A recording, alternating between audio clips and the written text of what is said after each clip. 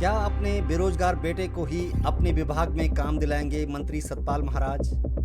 किसको मिलेगा टिहरी झील में क्रूज संचालित करने का टेंडर? स्थानीय लोगों को या फिर मंत्री के बेटे को? टिहरी झील में बोटिंग और क्रूज संचालन के लिए होने वाले टेंडर में वीआईपी का नाम सामने आने पर बवाल बढ़ता जा रहा है। बोट और क्रूज के टेंडरों के लिए जिन 6 लोगों का चयन हुआ है उनमें कई नेताओं के करीबियों के नाम हैं। इसमें पर्यटन मंत्री सतपाल महाराज के बेटे सुरेश रावत का नाम भी है। इस मामले पर सियासत गरमाई तो मंत्री सतपाल महाराज ने सफाई दी है। मंत्री ने कहा कि बेटे से आवेदन वापस लेने का आग्रह करूंगा। क्या है ये मामला, एक नज़र। उत्तराखंड के पर्यटन मंत्री सतपाल महाराज के पुत्र सुरेश रावत एक मामले को लेकर अचानक सुर्खियों में आ गए हैं। मामला टिहरी झील में क्रूज बोट और याट बोट के संचालन को लेकर जारी हुए टेंडर से जुड़ा है। क्या अपने बेरोजगार बेटे को अपने ही विभाग में काम दिलाएंगे मंत्री सतपाल महाराज? किसको मिलेगा टिहरी झील में क्रूज संचालित करने का टेंडर? स्थानीय लोगों को या फिर मंत्री के बेटे को? टिहरी विशेष क्षेत्र पर्यटन विकास प्राधिकरण कार्यालय के इन 2 नाम पर अगर आप नजर डालेंगे, जिनमें से एक रघुवीर सिंह सजवाण और दूसरे सुरेश रावत, इनमें से एक नाम सतपाल महाराज के बेटे का है जो उत्तराखंड में मंत्री हैं, जबकि दूसरा नाम जिला पंचायत अध्यक्ष के पति का है जो खुद भी जिला पंचायत सदस्य हैं। कुछ साल पहले टिहरी झील में एडवेंचर एक्टिविटी की शुरुआत हुई थी।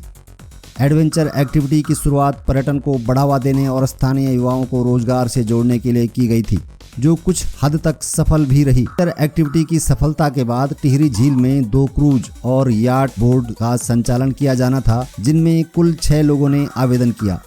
खास बात यह है कि इन 6 नामों में एक नाम मंत्री के बेटे सुरेश रावत, दूसरा नाम टिहरी जिला पंचायत अध्यक्ष सोना सजवाण के पति रघुवीर सिंह सजवाण का है। ऐसे में ये टेंडर किसको मिलेगा, इसको लेकर सवाल उठने लगे हैं। जो यहाँ टिहरी झील में जो उसके लिए क्रूज के लिए जो टेंडर निकले थे, अब आप देख लीजिए उसमें 6 आवेदन हैं और 6 आवेदन में एक आवेदन तो हमारे जो पर्यटन मंत्री हैं जिनके अंतर्गत ये टाडा आता है, जो जहाँ ये आवेदन कर रहे हैं, उनके पुत्र के नाम से एक आवेदन है। दूसरा आवेदन हमारी जो सम्मानित जिला पंचायत के अध्यक्षा हैं, उनके पतिदेव जो स्वयं भी जिला पंचायत के सदस्य हैं, उन्होंने इसमें आवेदन करा हुआ है। तो अब हम इसमें पारदर्शी तरीके से इस साक्षात्कार को संपन्न होने का हम कैसे रिस्क ले सकते हैं? टिहरी झील में हाउस बोट यानी क्रूज के संचालन के लिए मंत्री के पुत्र और जिला पंचायत अध्यक्ष के पति का नाम आने के बाद स्थानीय लोगों और भाजपा कार्यकर्ताओं ने भी इसका विरोध शुरू कर दिया है। जब टिहरी झील में एडवेंचर एक्टिविटी की शुरुआत हुई थी, तब स्थानीय लोगों को प्राथमिकता दिए जाने की बात कही गई थी। ऐसे में स्थानीय लोगों को प्राथमिकता देने के बजाय देहरादून से एक मंत्री के बेटे को किस आधार पर वरीयता दी गई, इसको लेकर सवाल उठने शुरू हो गए हैं। सतपाल महाराज के बेटे सुरेश रावत का मूल स्थान पौड़ी गढ़वाल में है और उन्होंने अपना पता वर्तमान देहरादून का दिया है। ऐसे में अगर उनको टेंडर मिलता है तो सवाल उठना लाजमी है। बता दें कि टिहरी झील में क्रूज संचालन के लिए 6 आवेदन टाडा को मिले हैं, जिनकी प्रेजेंटेशन 28 अगस्त को जिलाधिकारी ने अपने कार्यालय में रखी है। गौर करने वाली बात यह है कि टाडा विभाग जो पर्यटन मंत्रालय के अधीन आता है, उसके मंत्री सतपाल महाराज ही हैं। उनके बेटे सुरेश रावत ने भी इसमें आवेदन किया है। ऐसे में अब जिला पर्यटन अधिकारी कैसे पर्यटन मंत्री के बेटे के आवेदन को रिजेक्ट कर सकता है? दूसरा बड़ा नाम जिला पंचायत अध्यक्ष के पति रघुनाथ सिंह सजवाण का है, जो स्वयं जिला पंचायत के सदस्य भी हैं।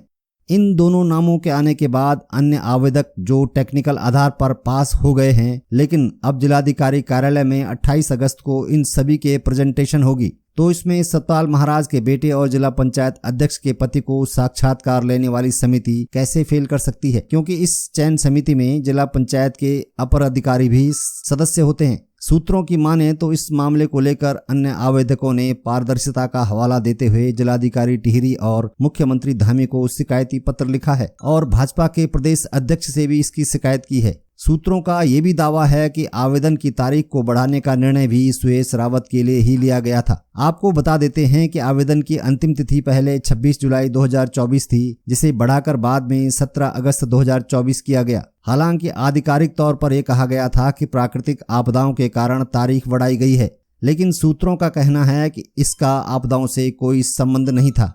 विवाद बढ़ने पर मंत्री सतपाल महाराज ने सफाई दी है। सतपाल महाराज के मुताबिक उनके बेटे ने इन्वेस्टर समिट से प्रभावित होकर क्रूज संचालन के लिए आवेदन किया। वैसे तो टेंडर को पाने में की गई पूरी प्रक्रिया ठीक है, लेकिन चूंकि वो विभागीय मंत्री हैं, इसलिए अपने बेटे से आवेदन वापस लेने का आग्रह करेंगे।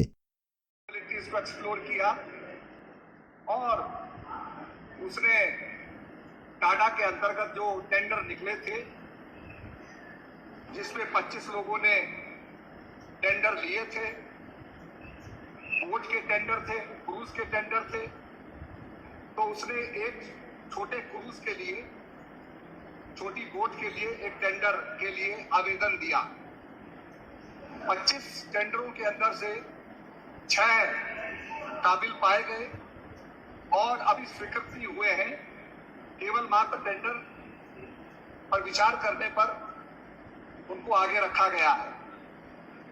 आप जानते हैं कि हम नरेंद्र मोदी जी को अपना प्रतीक मानते हैं, उनसे प्रेरणा लेते हैं और उन्होंने हमेशा कमल के पुष्प की प्रेरणा दी कि कमल की तरह स्वच्छ रहो।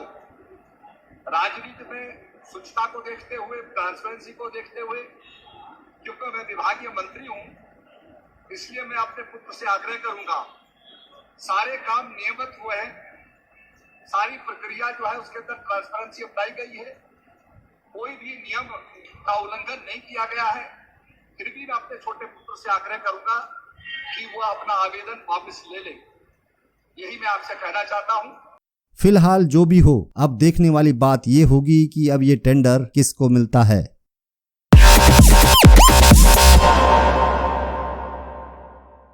उत्तरकाशी